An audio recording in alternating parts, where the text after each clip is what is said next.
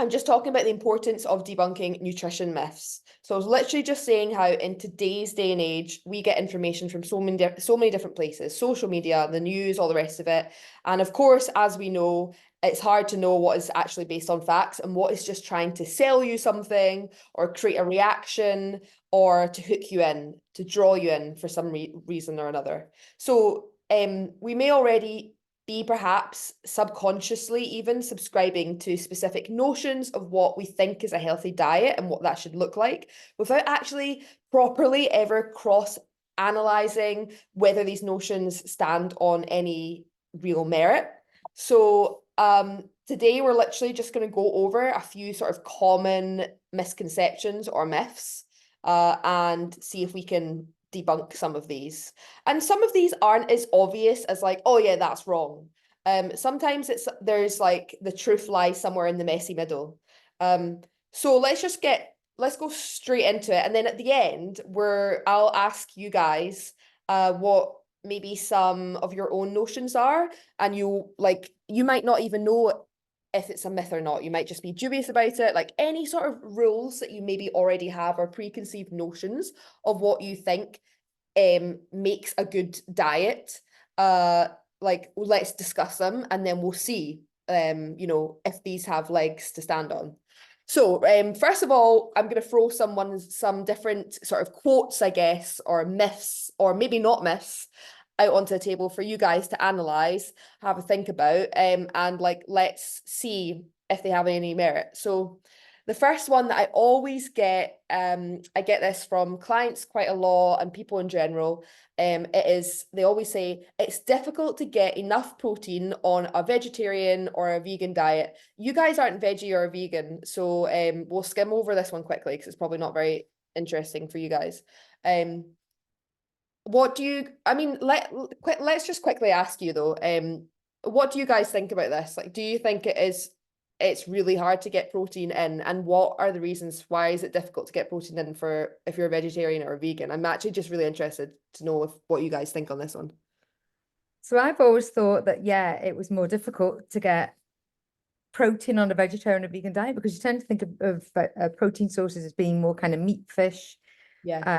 based. So if you're vegetarian, it's more challenging. If you're vegan, I would have said even more challenging, and you've got to be much more careful about. I mean, there are vegetarian and vegan protein content, but you're going to have other sources of protein and be quite careful about making sure that you're identifying your other sources of protein. Yeah, 100%.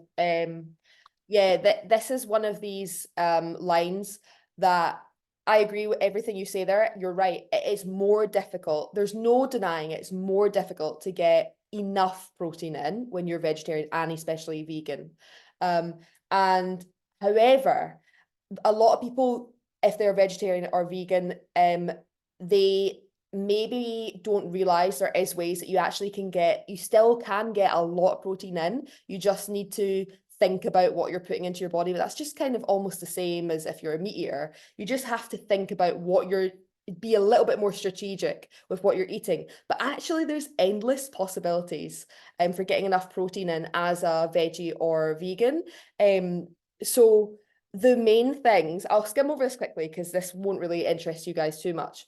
But the main things is like for whole food, for meat eaters, so meats and dairies and things like that, we naturally, yes, it's true, it is a bit easier for us because we have all the 9 essential amino acids are already in meats and dairy and things like that. So basically the 9 essential amino acids, they are what we need because our body doesn't naturally produce them itself. So that's what we need to help recover and build muscle. So that is why in general, even if you're, whatever you're a meat eater or whatever, protein intake is so important because there is a lot that our bodies can't do itself, and we need to get that from external sources. And meat, for example, that is a whole protein source, so it's a complete protein source. We get all 9 essential amino acids from things like meat and dairy. But for veggies and vegans, often these essential amino acids are littered in part throughout different vegetables. And so it's harder you can't just eat one vegetable usually and get all 9 essential amino acids from it. So like you have to eat a very varied diet, and that's not necessarily a bad thing. It kind of forces you to be even healthier because you're getting so many different food sources in, and a variety, a diet full of different colors of vegetables is really good for you. So it gives you so many more nutrients. So things like tofu, for example, actually does have all 9 essential amino acids. It is quite hard. There's a limited amount of sources for if you're a vegan, especially, that has all 9 essential amino acids. But soya, for example, soy and protein have that. But then even things like if you have beans on toast, and this might interest you guys as well to know, you know, even if you can't be bothered eating meat sometimes, like sometimes we can't be bothered cooking it, it's a bit of an effort sometimes. Beans on toast actually gives you all 9 essential amino acids. Obviously it might be quite hard to get enough of the quantity of the protein in on beans on toast, but it's a great snack. It'll give you maybe 10-15 grams of protein because you get some of the essential amino acids actually from the bread itself, and the rest you get from the beans. So that completes the 9 essential amino acids. But in general, even if you're not vegan, if you're not veggie, getting in that like really widespread of fruit and of vegetables, as well as your meats and dairy, is gonna always make sure you're covering all essential amino acids and just be healthier in general. So yeah, it is a little bit more difficult, but actually sometimes it is just an excuse when people say that. Okay, so next one. This is the next thing that I hear quite a lot people say. They say after a workout, you have a 30-minute anabolic window to drink a protein shake for recovery, or your muscles won't grow and repair as effectively. So the anabolic window is basically when your metabolism is really active and it will make the most out of what you give it, and that's when your body will recover really quickly if it gets enough protein in. So what do we think of this one? Like, do you guys think after you do a strength workout, do you think, okay, yeah, I need to get my protein, I need to eat 20 grams of protein, for example, straight after my workout, otherwise my results won't be as great? Or what's your thoughts on that? Maxine? Sorry, I'm just struggling to press the button all the time. It's okay, don't worry. You can stay unmuted, it's fine. I don't have anything straight after unless I'm hungry, because I've read some articles, I've seen videos that kind of debunk that already. Yeah, Saying it doesn't matter as long as you get enough protein during the day. yeah. But I have no idea if that's correct or not. So No, it's good that you've done a little bit of research into it already. And yeah, you are right. The main thing is people get caught up in all these little bits of information, probably because people are very black and white on social media and like to say these things. But you're right. The main thing is, as long as you're overall within the day, you're getting enough protein in, that is going to be the most important thing, because the anabolic window is actually a lot bigger than just that 30 minutes before a workout. It's way bigger than that. And you can actually ingest protein before you do your workout, and it'll be there to help you recover after your workout as well. So even a 4 to 5 window, and then as long as your workout is somewhere in between that, that is amazing. And then still, obviously, with the bigger picture of making sure in general throughout the day, you're just hitting your protein goals. You guys don't struggle to hit your protein goals, I don't think, do you, either of you? It depends how good I'm being. Most of the time I'm fine with that. Every so often I'll slip. Most of the time is fine. But one of the things I wondered about was I'd read somewhere, and again I can't whether I saw it online or whether I'd read it, and it was saying that if you take your protein, or you take a dose of protein post-workout, it helps to reduce the amount of muscle pain and stiffness, like DOMS, that you'd get. Now, I don't know if that's true or not. I've never really tried it to see if it does or it doesn't. But that was an article or something that said, oh yeah, that's what it can help with. It can help to reduce that sort of muscle inflammation, the inflammatory response. Yeah, that's a really good thing to bring up. And yes, there is studies to show that there is marginal improvements to DOMS if you take protein straight after a workout. And a lot of people still subscribe to it, even though the improvements to like reducing DOMS, muscle inflammation, is still marginal. They still take it because it's about a habit, a good habit. If you always take 20 grams of protein after workout, you know that at least you've got that little bit of protein in you within that 4 to 5 hour anabolic window. You won't miss that little dose, essentially. So I would say, it's not a bad thing to subscribe to, to take a little bit of protein after workout. Like, it just ticks that box, but actually, as long, even if you're 3 or 4 hours post your workout and then you consume your protein, then that is still absolutely fine. You're not going to see too much of a difference in terms of actual muscle soreness or muscle inflammation. And the main thing in terms of counteracting muscle soreness and DOMS is to just be consistent.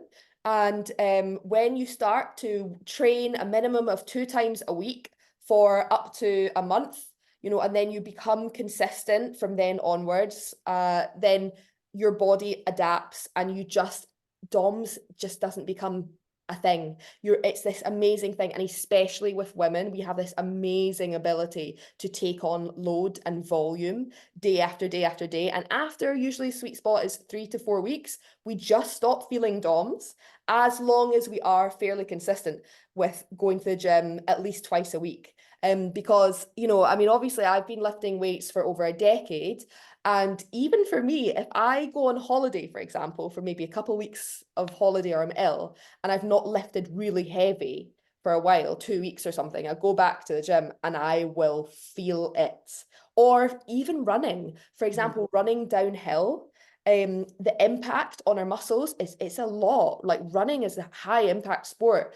And you can condition yourself after a week of doing that or 2 weeks of doing it, you just stop getting the DOMS. But I did it the other day, for the first time ever. I ran down a really steep hill. I mean, I think I only ran down, it was basically a mountain for 30 minutes, right?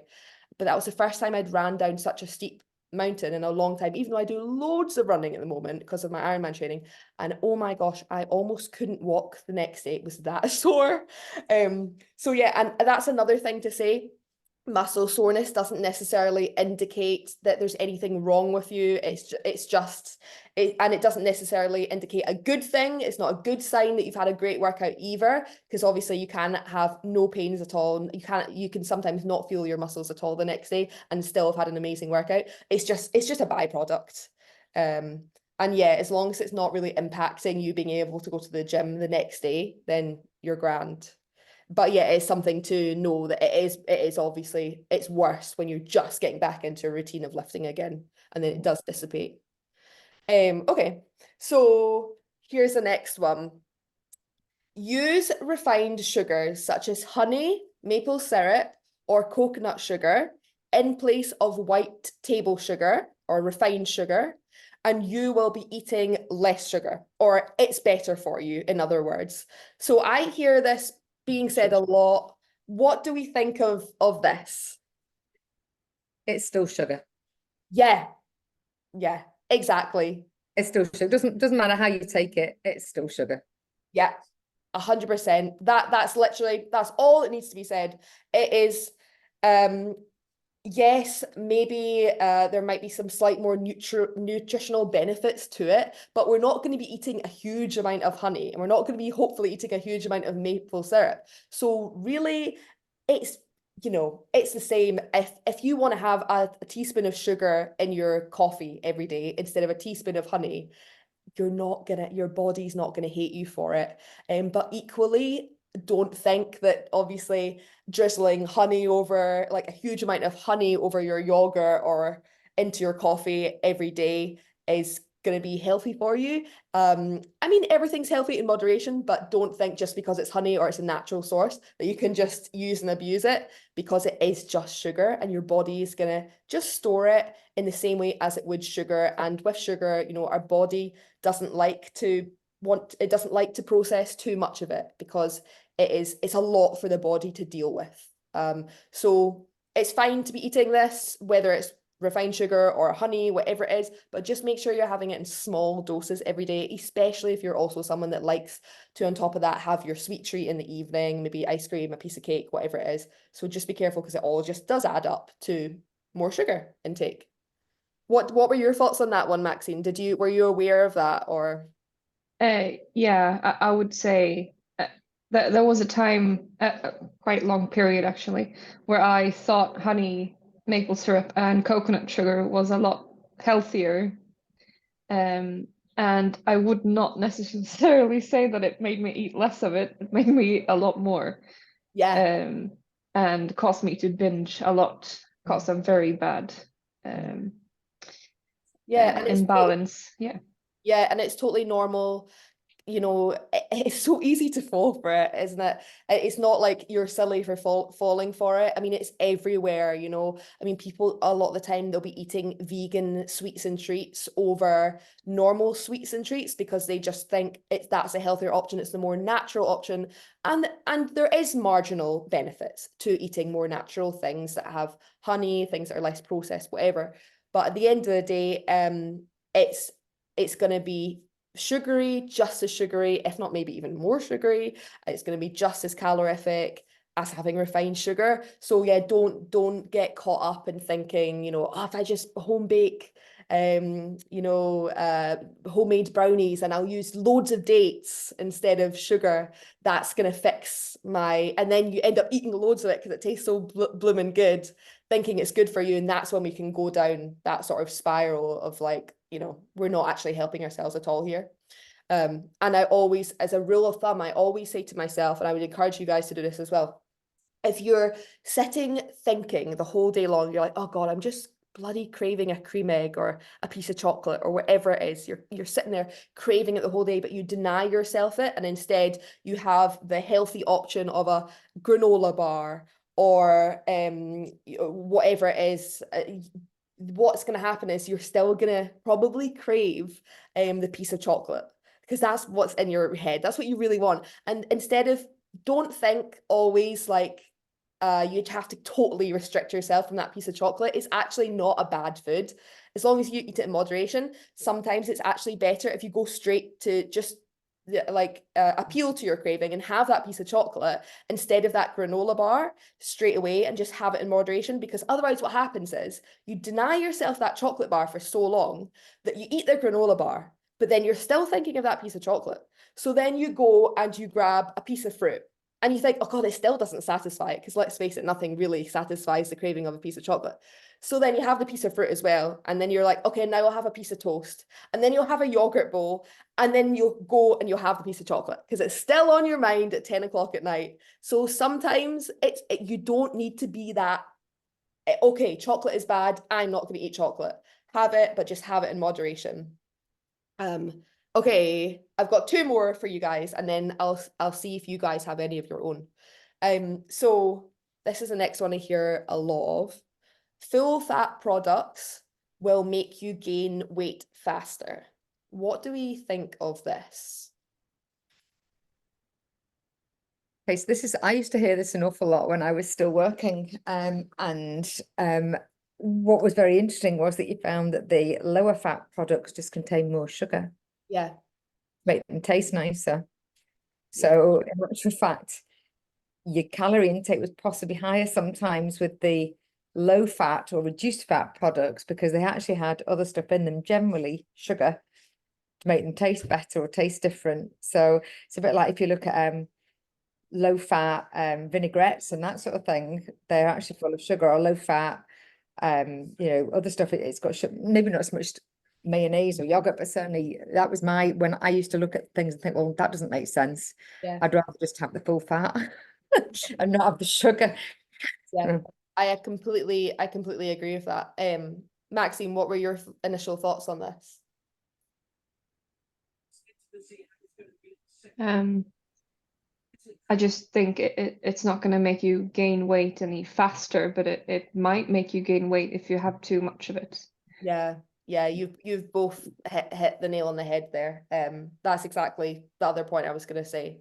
So yeah, it's totally fine to have lower fat foods if you're watching maybe your calorie intake. For example, full fat Greek yogurt compared to low fat natural yogurt. The low fat natural yogurt, it might have less calories, but yeah, there might be more sugar in it to make it taste better. Because when you're taking out the fat, the tasty bit of it, they often want to put something else in there to replace that taste, and usually it is sugar. So sometimes it does trick you out, because the low fat alternatives, maybe sometimes they are actually sneakily a little bit higher in calories, or at least higher in sugar.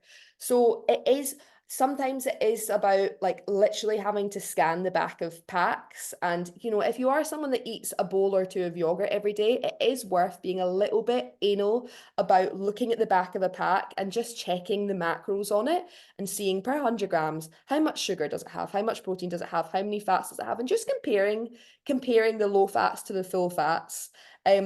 And I wouldn't recommend doing this on everything that you eat all the time, because it can get a bit obsessive, but just for things that you are eating a lot of on a daily basis. And then once you realize, okay, this brand has got the best macros split, then you can stick with that, and then that's you. So definitely, it is this messy middle answer again, where it's like, okay, yes, sometimes if you opt for the full fat product all the time and you eat too much of it, then that's probably not going to align with your goals if your goals are weight loss. But equally, just be really careful when you are choosing the lower fat options, because they can trick you out and there can be a lot of sugar in it. That being said, there is a lot of low fat options now that have less sugar in them, or at least an equal amount of sugar to the full fat options, especially things like yogurt. So yeah, again, it's one of these things where you just have to be a little bit anal at the start and check the back of these packs and just compare them. Because even if it's just 3 maybe grams difference in terms of the amount of sugar, and maybe 3 grams difference in the amount of protein, but that can actually add up to quite a lot if you're, for example, having 2 bowls of yogurt every day for weeks on end. That actually does add up, especially in terms of calories or trying to hit your protein intake. So I would say don't be obsessive with this all the time, but definitely on things that you eat a lot of on a daily basis, you're going to want to compare to see what's best. So obviously lower sugar, higher protein things are going to be the best. And one last thing I'll say is, fat in itself is not the enemy.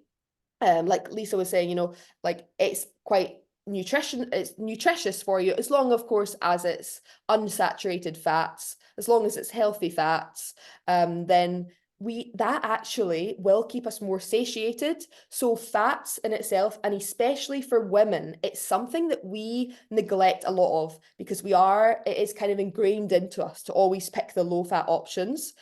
But sometimes because of that, we actually are not getting enough healthy fats into our diet on a daily basis. And healthy fats are essential for our hormone regulation, for our cell health, for our feelings of satiation. So literally sending cues to our body and our mind to tell us that we're full. And I don't mean satiated as in literally feeling really full in the belly, but feeling like we are satisfied. We can get that really well, that feeling, from getting just a small amount of healthy fats in every single day. So don't forget that. So things like avocados, nuts, a little bit of peanut butter on your toast when you wake up in the morning, whatever it is. But again, just be careful, because they're super calorific. So just eat them in small quantities and then you are sorted. Okay, I think this is... Oh, sorry, carry on, Maxine. I really like to combine the two. So I have low fat yogurt so that I can have peanut butter. Yeah. Or I have low fat yogurt so that I can have a piece of cheese or something. Yeah. Or mozzarella or feta cheese. I love cheese. Yeah, that's it. So just to make sure that my calories, I use my fat calories for the things that I Nicely. actually like to eat. Yeah, you use your calories wisely. That's what it's all about. It's about trade-offs. That if you're someone that is like eating intuitively or you're tracking, regardless, like just making these clever trade-offs, and then you can eat the quantities that you want to eat and still tick all the boxes of hitting your calorie goal, not going over it, hitting your protein, hitting your fat, healthy fats, all the rest of it. So yeah, trade-offs, definitely. That's what it's all about. Okay, this is the last one. Oh wait, no, I just skipped it. Avoid carbs if you want to lose weight. So this I hear the most. This is the most common. I hear this a lot from people. They're a little bit scared at the moment of carbs. It used to be people were really scared of fat. Now we've moved on to being a bit scared of carbs. What do we think of this? I've done this so many times over the years. I've done the whole Atkins diet when the Atkins diet was massive. Becoming ketotic because you're basically eating no carbohydrate and everything. And quite frankly, you feel like shit. It's Yeah. it's just hideous. It doesn't and what every time I've done it, yeah, if you completely cut out your carbs, obviously what happens is that generally your calorie intake will drop quite significantly unless you're filling up with everything else besides. But you feel hellish, you don't really look that great, you can't do anything, you can't exercise effectively because you're just exhausted all the time. And what has always happened with me is that I just rebound. Yeah. And I just kind of like, go into kind of, oh my God, I have to eat something mode because my body's going, no, don't do that. So I just think it's one of those things. It's like, obviously it's like anything. If you eat it to excess, you'll not lose weight. But if you control the amount you eat, then you can lose weight. But I don't think I just always think there's no one sort of macro or one part of your diet that's the bad thing. It's because everything's in moderation. And certainly if you're exercising a lot, you have to have carbs, otherwise you're just not going to be able to perform because you need Yeah. to feed the body. Exactly. And carbs are one of the most essential fuel sources, especially when it comes to cardio, whether that's slow, long duration or high intensity cardio as well. And yes, you're right. And people, there was this whole trend, and obviously you got caught up in it as well a little bit, with the keto stuff and all the rest, where we're trying to just cut out the carbs as much as humanly possible because we think that maybe we'll have better energy levels as a result, or maybe it's the way that we can lose weight. There's lots of different reasons people sort of subscribe to these diets, and sometimes they can work for people, but is it sustainable? The jury is out. I mean, for most people, categorically, no, it's not sustainable, especially when you're first getting into a diet like that. You've got severely depleted energy levels.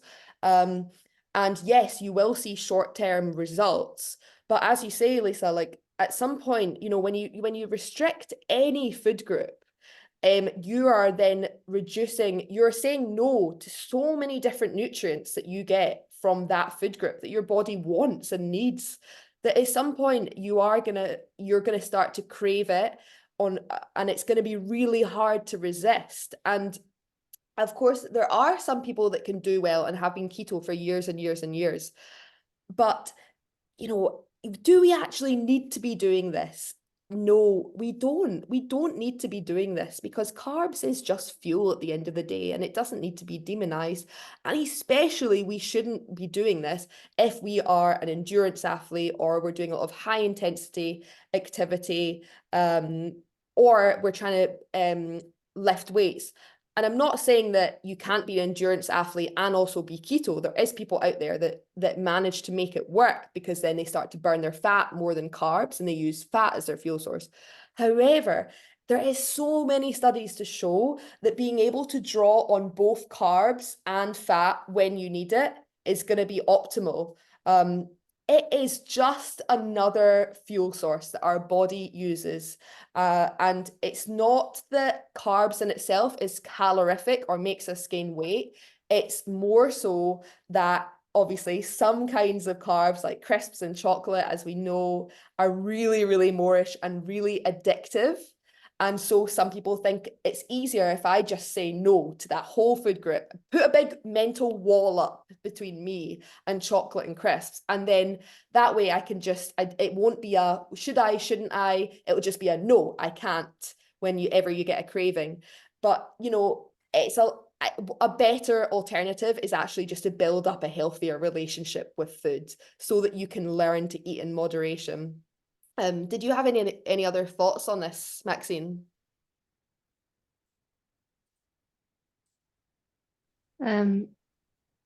Before I started to think about what I ate and everything, I was convinced that it was the carbs that was the problem.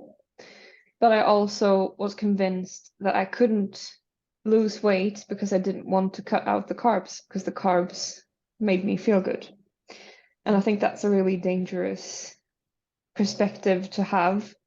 And also, it's then even more dangerous to me to hear that you have to avoid carbs to lose weight, because that's removing a part of many people's lives that might be comfort for them as much as energy. And I've realized now that it might not actually have been the carbs that I ate, like pasta and rice and everything, or on potato as well. It might actually just have been all the butter I put on top and the cheese and all the sugary drinks and everything. Because I'm at this calorie, whatever I'm supposed to call it, the calories I'm having right now, I'm actually having more carbs than I had before. It's just the rest that's more balanced, to be honest. Yeah, that's a good point to make, actually.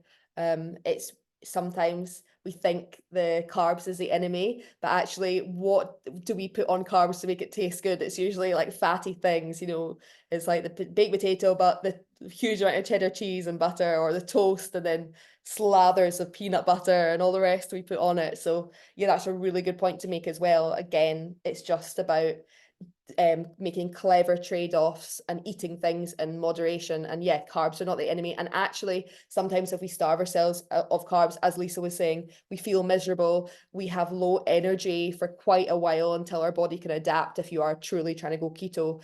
And because of that, you cannot put your all into workouts. So you're not able to build as much muscle as a result, or increase your fitness, or push harder in workouts. And as a result, you can't burn as many calories when you're working out or at rest, because you don't have as much muscle on you, and muscle wants a lot of calories and needs a lot of calories just to sit on your frame.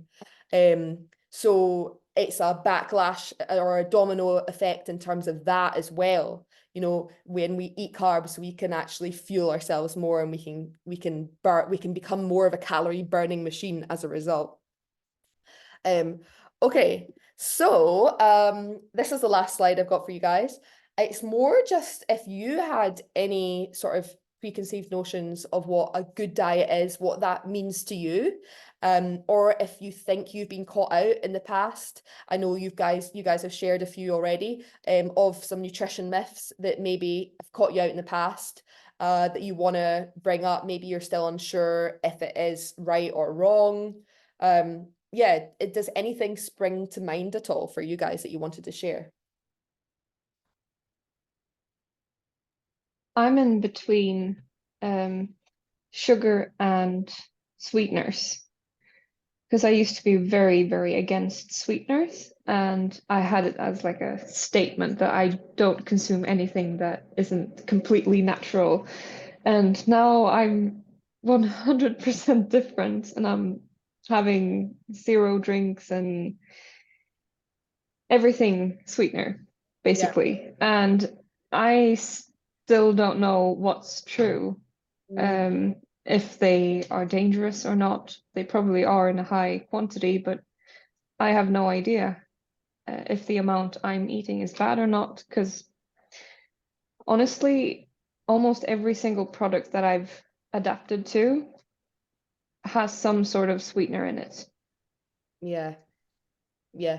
That's a really good topic to bring up. So the whole topic around sweeteners, it's a really hot topic at the moment. It has been for quite a few years. And you touched on it a little bit there, Maxine, of if you eat enough of it, is it going to be bad for you, i.e. carcinogenics and, you know, the nasties that you get from sweeteners? Yes, there is scare stories, for example, that if you drink too many cans of Diet Coke, we've all heard this one, that it'll give you cancer, and scary things like this. And to a certain point, there is a lot, not a lot, but some evidence to show that yes, sweeteners can have that effect, but you have to be ingesting such a huge amount of it for that to ever be something that you need to worry about. So on this really scary side of sweeteners, you don't need to worry about it. It's not something you need to worry about. But in terms of what is the trade-off between, should I just have a full can, for example, of sugary Coke, or should I have a sweetened can that's got zero calories, zero sugar in it? What actually, are they both going to have the same impact on my body? For example, maybe weight gain. The answer is, well, again, it's a little bit confusing because there is a lot of studies that show the jury's out a little bit, but there is a lot of studies that show, and I do believe this, that when we consume sweeteners, our body wants to, it sees it as sugar. So it interprets it the same way as it would sugar, because it does the same thing to our body. So we actually store it in the same way as we would sugar. And if we have an excess of sweeteners, we store it as fat. So, and that's not to say we're going to gain loads of fat. We're not. But that's just how we store it. It is the same with if we have excess calories of anything, we end up storing it as fat in our body. So I would say sweeteners is probably going to be a better option than a full can of Coke, of sugary Coke. But just bear in mind that there is quite a few studies out there that show that our body does think of it, or it doesn't know the difference between sweeteners and sugar. So therefore it still just processes it the same way as it would sugar, and it can store it as fat because it doesn't really know what to do with it, because we don't need that much sweeteners, i.e. what it thinks of as sugar, in our body. So if you are going to have diet drinks, for example, or a lot of sweeteners, maybe just like try and keep it to maybe one drink a day, and then maybe even limit it to, maybe after that reduce it a little bit more to maybe just one drink or whatever it is, sweetened thing, every 2 days. See how you feel, see how your body reacts. And then, you know, if you feel better as a result, maybe limit it even more. But it's okay. Like I often, for example, right now I've literally, I don't know where I've just put it, I've been drinking a Coke Zero today. It's fine. But maybe just limit it to 2 or 3 times a week. You have like that high a dose of sweeteners. What are your thoughts, Lisa? So I'm not really a fizzy drink girl, so I don't really drink a lot of fizzy juice. I'll drink water, or if I'm out cycling, I have hydration tablets in my water because that's what I use, or I'll put energy tablets in my water. So if I'm doing a long cycle, or I just drink water, to be honest. My issue is coffee, because if I'm drinking coffee, I don't drink sugar in my tea, but I like sweetener in my coffee. So if I have sweetener in my coffee. Yeah, but that's And fine. Because if you don't have, I mean, how many coffees do you have a day with sweetener? I'll have a couple. Okay. I'll have a And couple. do you have like one little pack in your coffee? Yeah. Yeah, I think that's fine. Yeah, honestly, I think it's fine. Especially if you're not someone that overeats sugar in general. You know, if you're not having too many sweet treats throughout the day. I mean, you know, if it's like one of these, I'm assuming it's in like those little tablet formats that you have Yeah. it. Yeah, Yeah, that's next to nothing. Yeah. X or whatever it is. I have one. Yeah, in that case, that is absolutely next to nothing, and that's nothing to worry about at all. Yeah. Sorry, did you have any more questions on that topic, Maxine? I realised I just skipped over you there.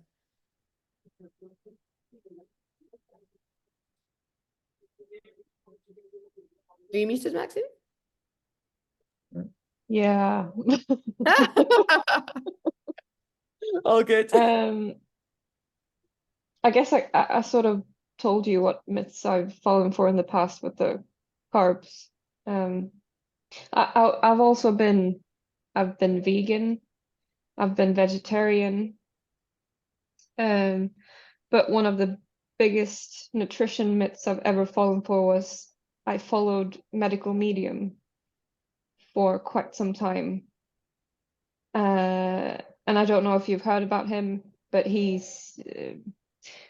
preaches about I mean, some of it's good. It's healthy food. Most of it is vegan. He says you can add a little bit of protein and everything, but whole foods. But then most of it is juicing. So it's drinking lots of juices, fruit and vegetable juices, and Yeah. basically only having vegetables and fruits. And when I tried that, I probably gained the most weight I ever have. And I didn't understand why. I thought it was because of falling back on old habits, but it was probably the copious amounts of fruit juice, like Yeah. probably a liter a day or more of pure apple juice and stuff. No, Oh wow. And were I you? understand now that it was probably highly calorific. Yeah, because I mean it depends what you put in these fruit juices, but you're right, you know, if it's, for example, apple juice, orange juice, like, you know, there that in itself is a myth to have a glass of orange juice or apple juice with your breakfast every morning. I mean, it's just something that people are conditioned to do, aren't they? Because they think that's health.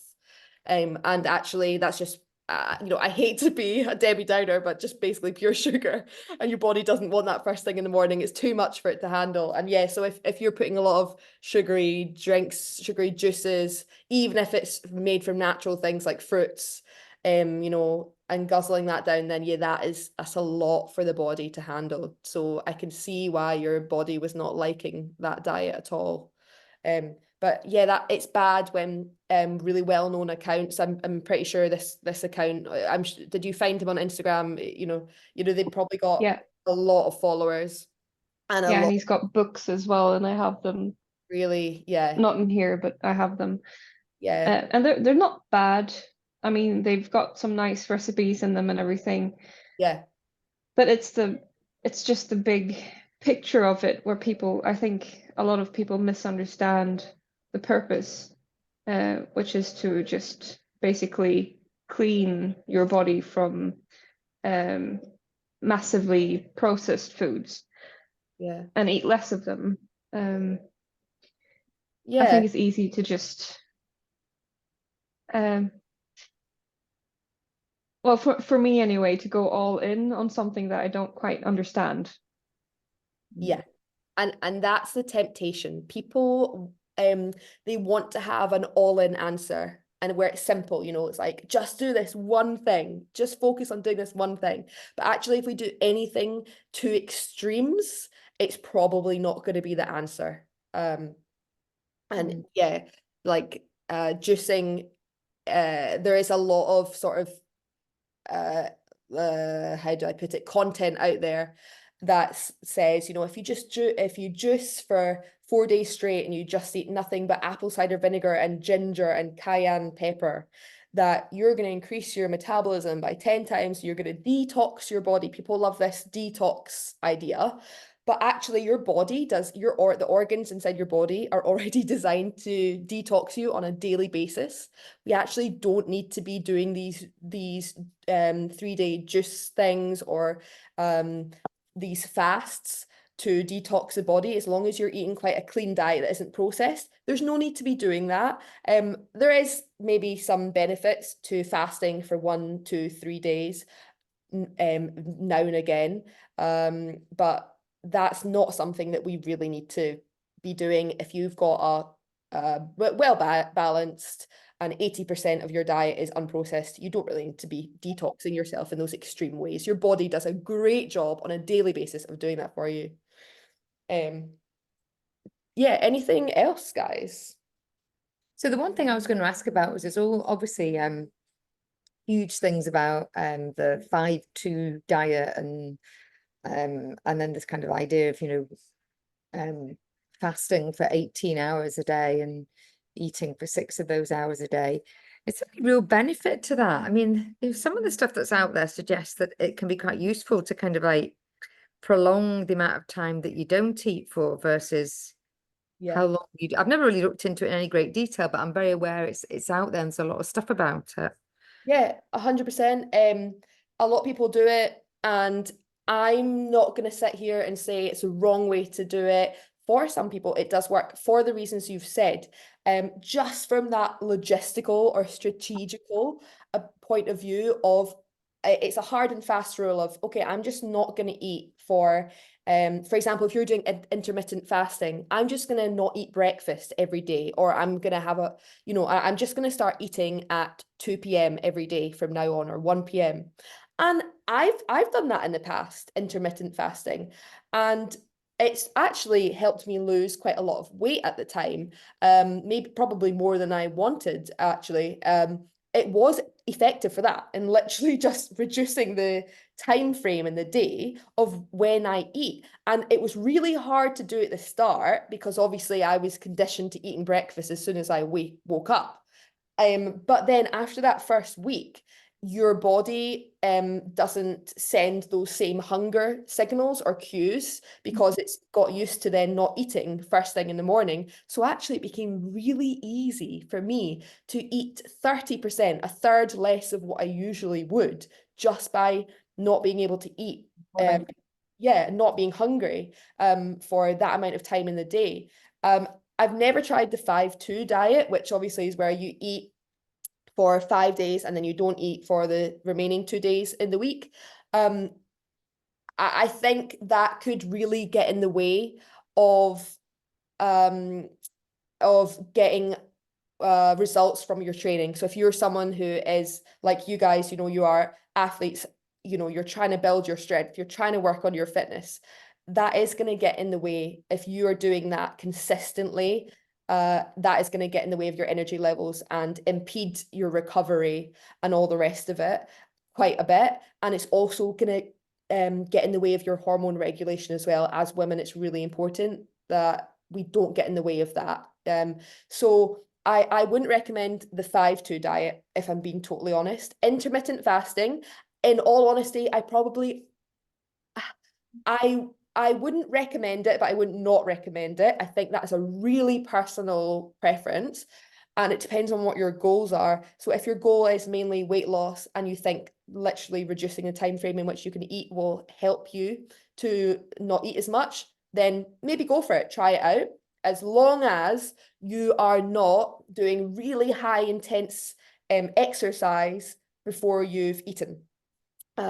Because you're again gonna, as a woman, you're gonna miss your hormones a little bit there, and you're gonna probably get a lot of negatives compared to the positives you think you're gonna get. So just from a health perspective, but yes, if you want to intermittent fast, and because the other side of it is we're conditioned, aren't we, right? When we wake up in the morning, we eat breakfast. And let's face it, when are we ever actually hungry? When we first wake up in the morning, we're probably not that hungry. So it is fine to, for example, not eat until 11 o'clock or 12 o'clock or even 1 o'clock. But yeah, just be careful that you're not doing a lot of exercise in the morning, because that's going to be really stressful and taxing on your body and your central nervous system if you're not eating, and you're not going to get as much out of those sessions as a result. So that's all I would say. Yeah. Did anyone else have anything else they wanted to share before we wrap this up? We've covered everything. Perfect. Maxine, I can see you wondering, did you have anything else, or are we good? I always want to keep going, but I can't think of